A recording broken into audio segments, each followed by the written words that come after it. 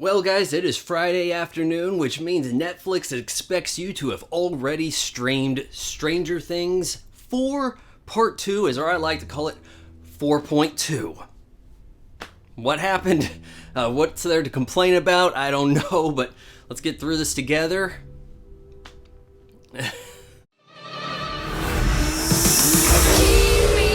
Vaughan Job Vlog. I would like to power through this, as few breaks as possible. I don't even know if I really want to pull clips. I do want to mention my friends over at Andar first. They just sent me, just yesterday, the pilot. This is full grain leather that's above top grain. And look at this nifty card holder. Oh, that holds a lot of cards. And they wanted me to mention over here that on Prime Day, I guess 7/8, use the promo code PRIME. And free shipping. Hey, there you go. So, hit my link in the description and pinned comment. But on to Stranger Things.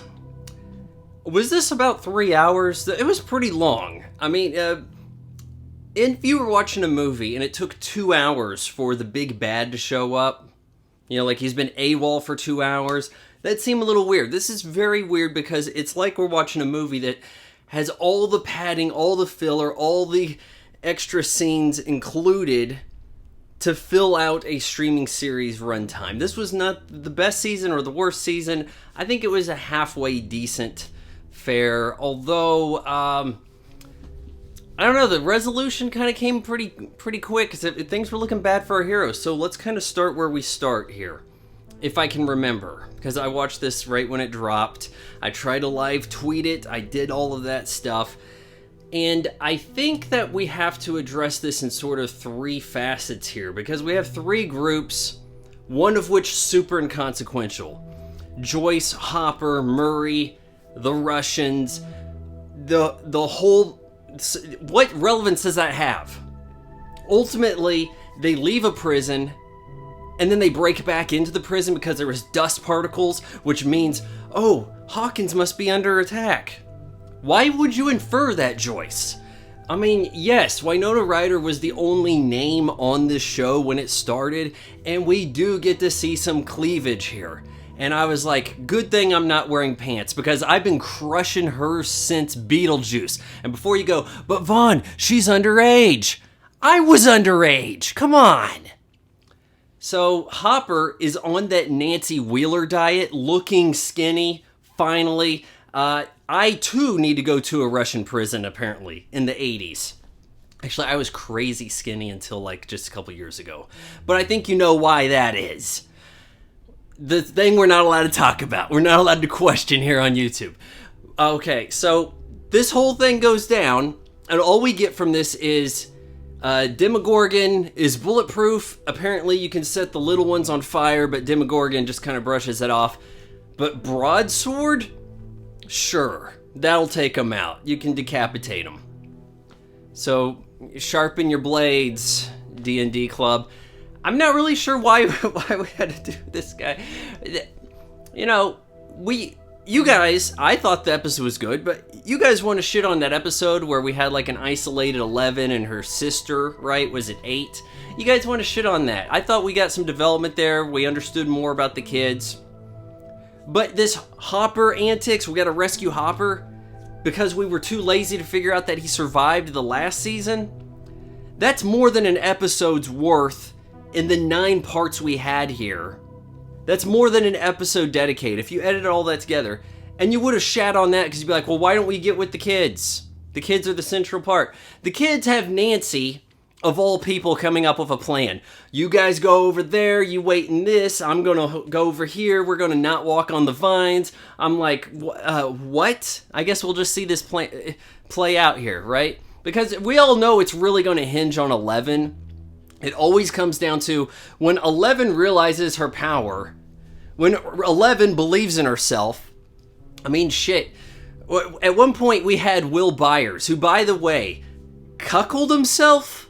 We were expecting a big coming out moment. I think Jonathan was picking up on what Will was putting out there. He was like, I'm sensing my little bro's gay. He reveals the painting to Mike.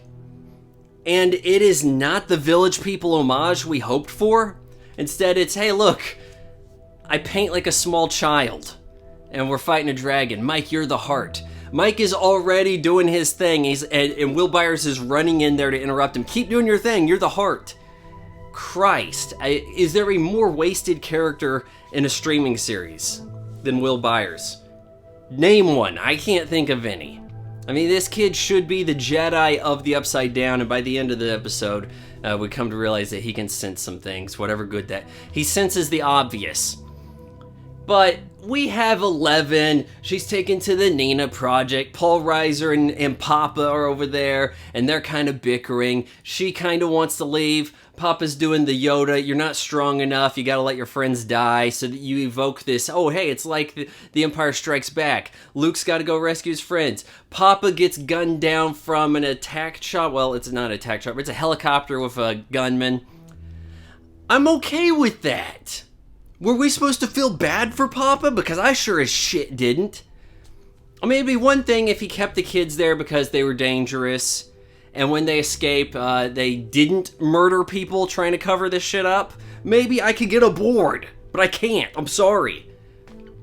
Yeah, so 11 kind of just leaves him in the dirt, takes off as Mike and friends have conveniently showed up in the Surfer Boy Volkswagen Westphalia. Pretty cool looking van, if I have to say so myself.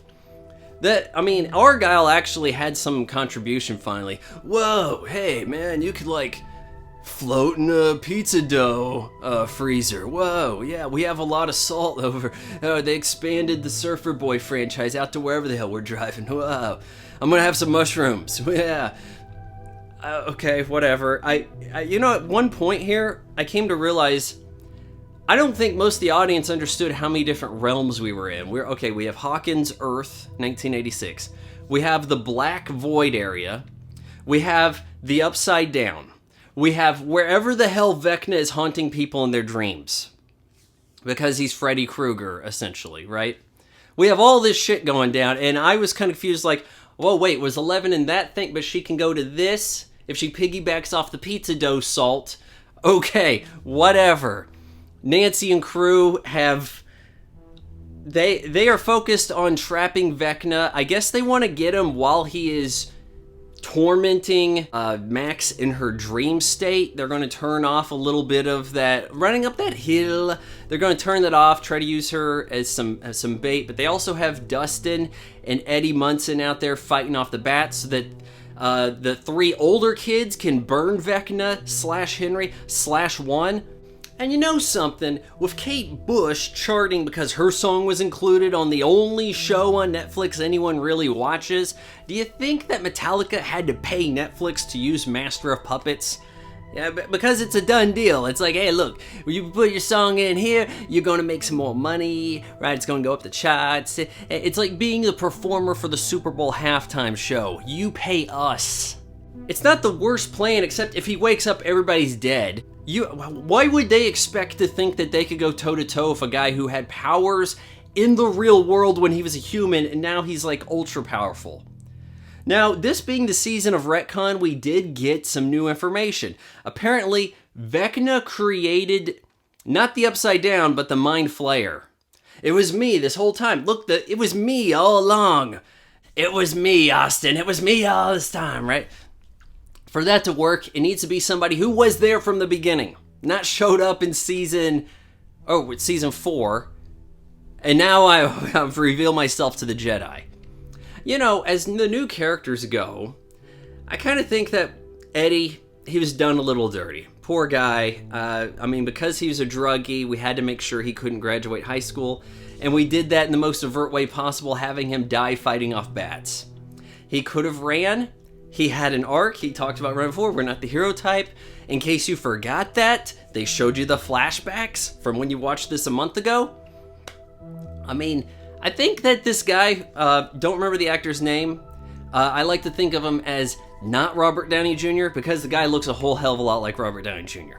His counterpart here, not Brad Pitt.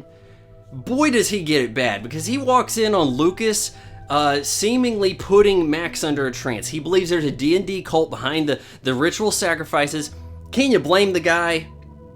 His girlfriend died in this mysterious sacrifice way. She was seen with the master of the cult, the Hellfire Club. I mean, it's supernatural shit. Why would you not think that these kids have conjured this evil being? Isn't it very weird how all this stuff fits in with their D&D playing? It seems like they have actually conjured this shit. He gets cut in half because, as we get to it, Max is having a feud tormenting for an hour elongated dream scare with Vecna, but 11 is able to insert herself and inside the dream use her powers against him, but not unless he wants to use his powers, and they can kind of cancel out each other. But ultimately, when all the chips look down, everything looks bad, 11 realizes she's powerful, and then that's that. But not until after a lot of bad shit happens. Eddie gets munched by the bats, right? Max, I thought, oh shit, we're gonna lose Max. There's some rumors going around. She's getting her arms twisted and shit. She's gonna have the eyes pop out. Didn't get to the eyes. They rescued her before that. But I don't know. Should she be blind? Yeah, your eyes do look a little glazed over when you float. But everybody snaps out of that, or at least, well, she snapped out of it before, so I don't see why she wouldn't now. But she's in the hospital, all this shit. Everybody wants to say there's an earthquake. Yeah, an earthquake sawed not Brad Pitt, the basketball team captain, who led a violent mob to a gun store it was, by the way, the busiest gun store I've ever seen legally. They're busier when there's a riot, but boy, I mean, people were packing in Hawkins that day. They were getting all the ammo and shit. This guy got sawed in half by the flame shooting out of an earthquake, and that's what we're going with here. I don't know. I mean, shit, we got everybody from Russia got to come back to America.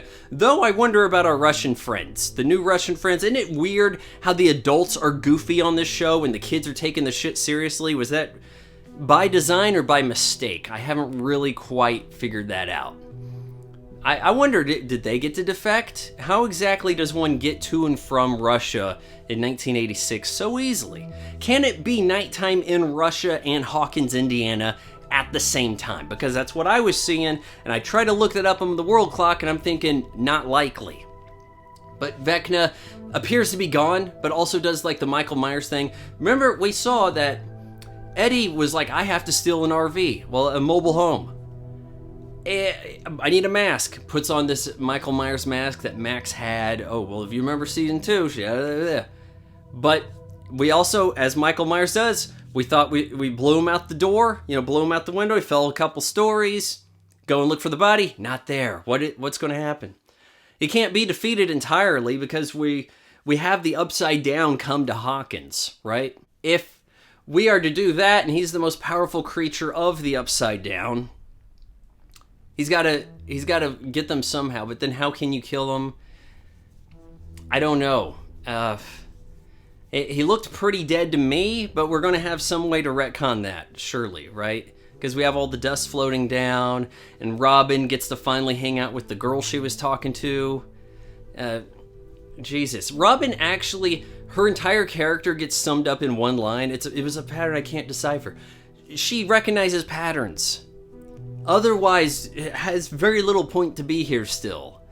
Hanging out with best buddy Steve, who I was concerned about. Because my boy Steve was getting some of those lines about, you gotta believe in yourself, I'm a good guy now, thanks for knocking me around. Yeah, I think I really made something of myself, He may as well have been writing his own funeral episode, because I thought that shit was coming. Nothing much came to him. He got a little bit choked. Maybe he could have been infected by the bats. Did this live up to what you wanted? You didn't get Will coming out of the closet. Are we saving that shit? We're harnessing that? We're going to say, see you in 2 or 3 years. Will comes out. That'll be the name of the episode. Stranger Things 5, Chapter 1. Will comes out of the closet. Or the closet. No. It could happen. Max something has to happen with her. Will she be the tool of Vecna now? Like, she'll come too, but she'll have powers, and we're going to have to kill Max to save Hawkins? Oh, I don't want to give the Duffer Brothers any idea. That could happen, I guess. What did you guys think? What did you think of Stranger Things 4.2? Let me know in the comments below.